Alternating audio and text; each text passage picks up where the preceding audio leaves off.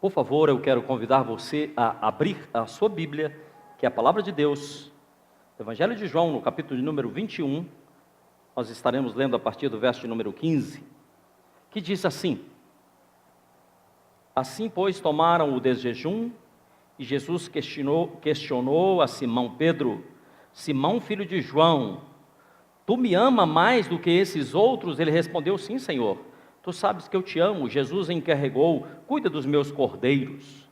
Outra vez Jesus perguntou: Simão, filho de João, tu me amas?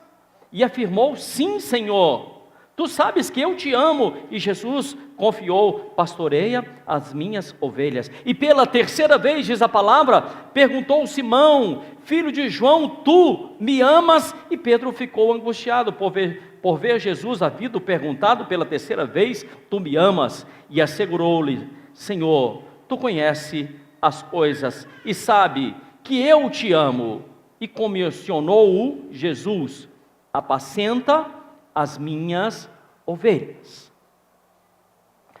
Quando nós pensamos nos tempos de Jesus, nós devemos nos lembrar que naquele momento o povo judeu vivia em uma nação que cerca de 70% da população vivia como escravo. Havia trabalhadores rurais, havia pastores de ovelhas, havia carpinteiros, pessoas trabalhando no campo, havia pescadores, mas a maioria absoluta eram escravos. Eram pessoas que viviam debaixo do jugo dos romanos, debaixo das ordens dos romanos, e sempre, muito a miúde, judeus eram crucificados do lado de fora dos muros de Jerusalém. Mas acontece que um determinado dia aparece um homem, um galileu, chamado Yeshua ou Jesus. E esse homem veio pregar as boas novas. Esse homem veio anunciar uma coisa chamada libertação. Esse homem veio falar de uma coisa poderosíssima chamada amor. E esse homem conseguiu fazer com que a mensagem dele chegasse ao coração de tantas e tantas pessoas. E aquele homem também passou a ter discípulos. E os discípulos tinham uma expectativa. Os discípulos de Jesus aguardavam, esperavam que toda a nação de Israel fosse ser transformada, fosse ser completamente mudada. E se alegraram e sabiam que algo ia acontecer. Mas a palavra de Deus nos fala que em um determinado momento as pessoas pegaram aquele homem, aquele mestre, que já tinha os seus discípulos, que tinha feito tantos milagres, que tinha mudado a vida de tantas pessoas, e crucificaram aquele mestre, colocaram ele em uma cruz. Acontece que esse processo de crucifixão trouxe um trauma nesse homem chamado Pedro, por um motivo específico. Pedro esperava que Jesus fosse mudar a nação de Israel, e Jesus já estava mudando radicalmente a sua vida. Mas Pedro ficou decepcionado, não com Jesus. Pedro ficou decepcionado com ele mesmo, porque Pedro negou a Jesus. Na noite em que Jesus estava sendo torturado, na noite em que ele estava sendo massacrado pelos soldados romanos, Pedro negou: eu não conheço quem é esse homem que está aí dentro. E Pedro ficou tão entristecido que ele voltou atrás, ele voltou à pescaria. Pedro voltou a fazer as coisas que ele fazia de antemão. Ele havia recebido um chamado de Jesus, mas ele estava profundamente decepcionado, porque ele fez algo que não agradou a Deus e nem ao seu próprio coração. E após a crucifixão, Pedro já trabalhando, já novamente no barco, novamente na praia. Pedro havia recuado, Pedro havia voltado atrás, Pedro havia se decepcionado. Aquilo que eu imaginava não aconteceu. Eu esperava que Jesus fosse fazer algo na minha vida, mas eu não estou vendo o que é que Ele fez.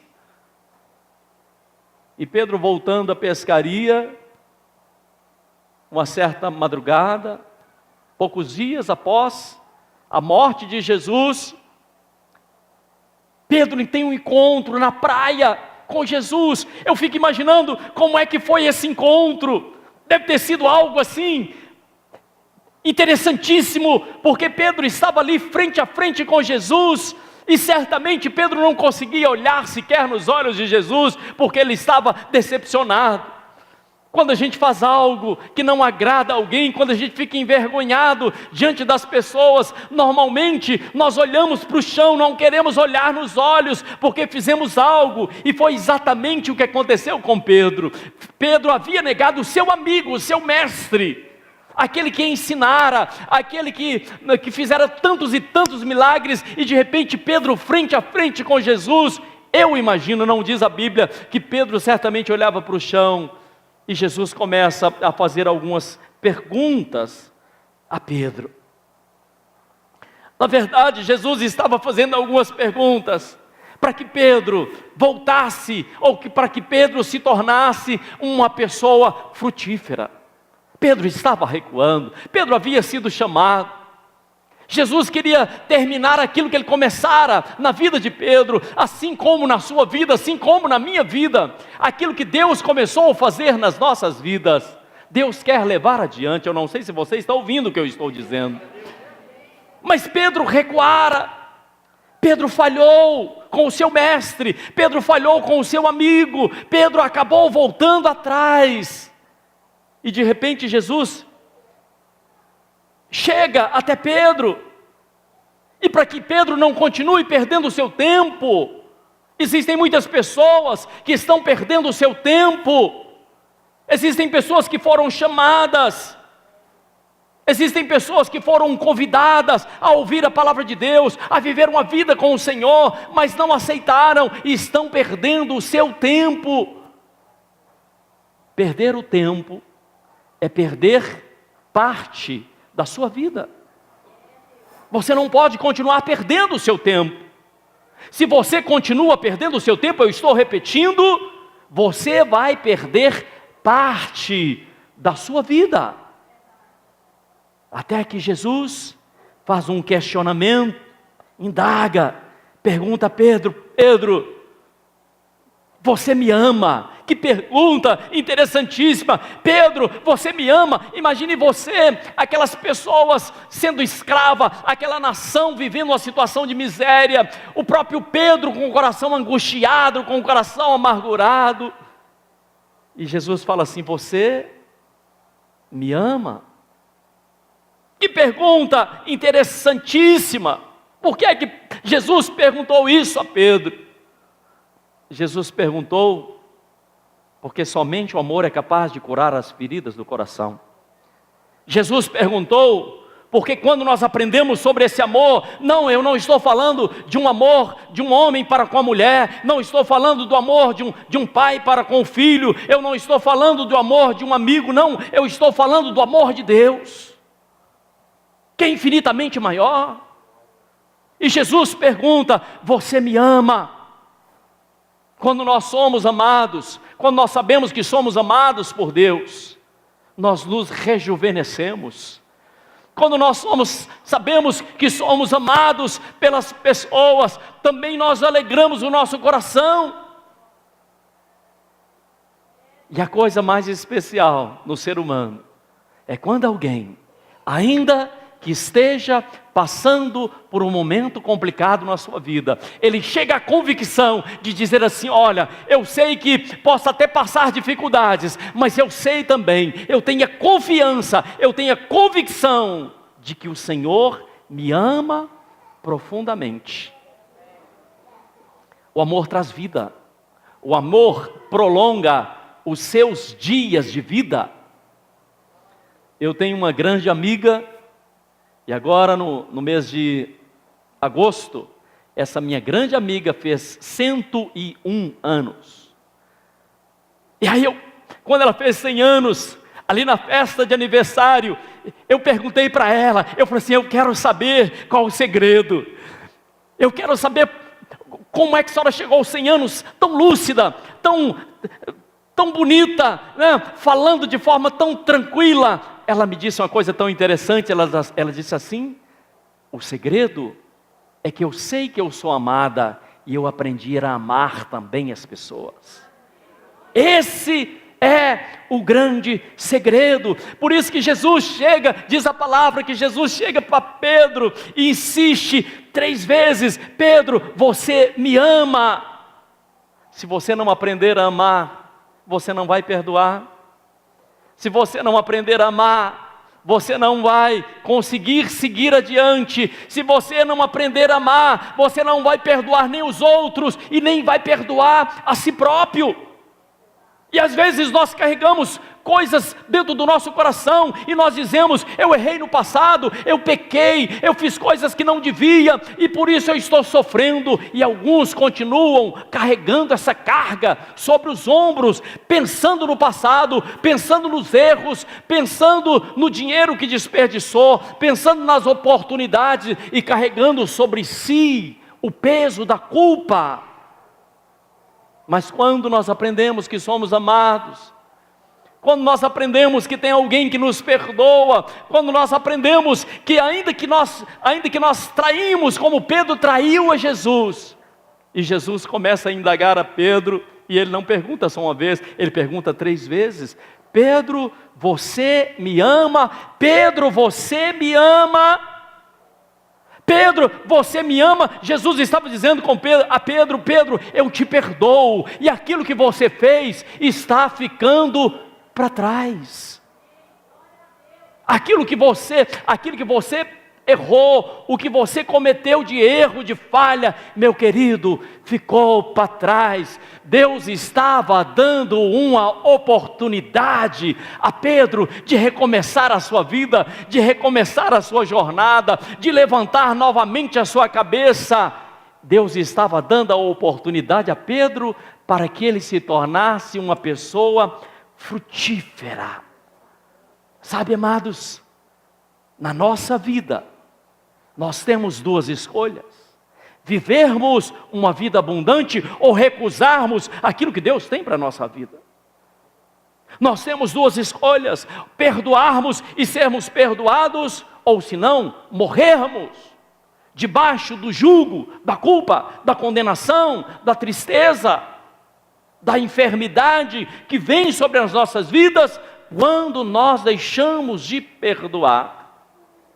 Claro, Pedro estava vivendo um conflito, Pedro estava passando pelo seu campo de batalha, talvez o campo de batalha de Pedro, o mais acirrado, talvez a maior briga que Pedro tinha passado na sua vida, certamente não foi com os peixes, certamente não foi com seus concorrentes de pescaria, certamente não foi com a sogra, que Pedro pediu a Jesus que curasse a sogra.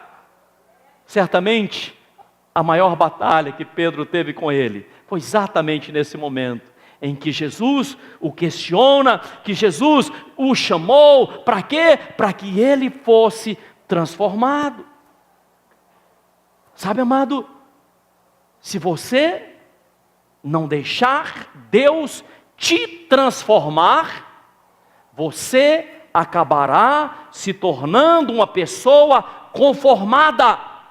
Aquele que não deixa Deus trabalhar na vida dele, acaba se conformando com a religião, se conformando com a situação de problema, se conformando com outras situações que na verdade são impedimentos para que ele se torne uma pessoa abençoada, para que ele tenha a vida abundante que Jesus promete através da sua palavra.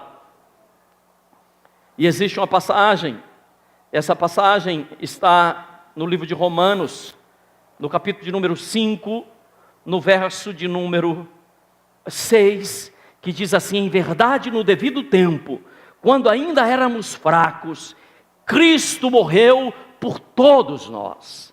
Eu quero que você entenda isso, que Jesus não morreu apenas por aquele que está distante, não foi apenas por Pedro, por João, por Filipe, não. Jesus morreu por mim, Jesus morreu por cada um de nós. E se eu sei que Ele morreu por mim, eu sei que Ele fez isso porque Ele me ama profundamente. Se Ele me ama profundamente, se Jesus, conforme nós cremos, se Ele te ama profundamente, como é que Ele vai te abandonar?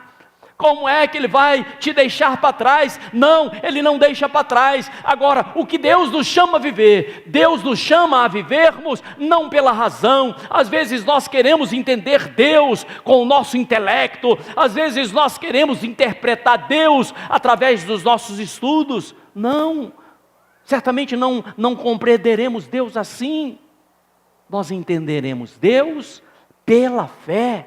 Quando nós cremos, quando nós esperamos, quando nós aguardamos, mas não é uma fé racional, é uma fé que muda vidas, é uma fé que produz milagres, é uma fé que nós somos perdoados, é uma fé que nós somos chamados a levantarmos as nossas cabeças, é uma fé que faz com que nós sabemos que nós não estamos sozinhos.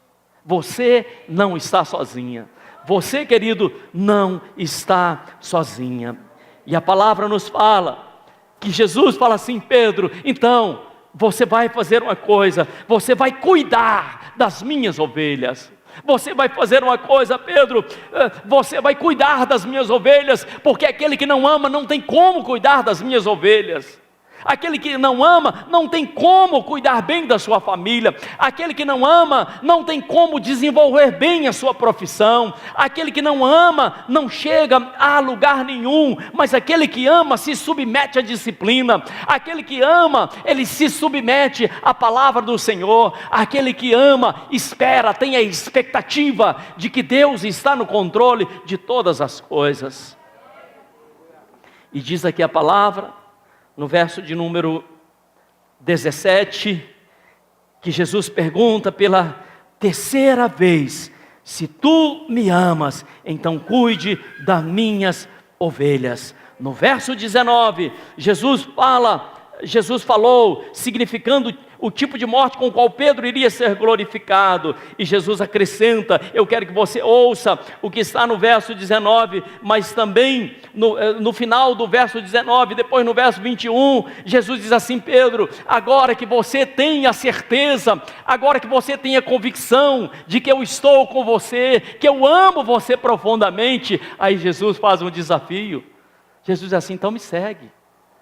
Jesus já havia chamado Pedro em outra época a segui-lo. Mas Pedro voltou atrás. Pedro voltou para o seu trabalho do dia a dia, até que Jesus fala novamente: então me segue. Então me segue. Sabe, queridos, quando nós entendemos, quando nós deixamos entrar no mais profundo do nosso coração, esse amor que não é um amor qualquer,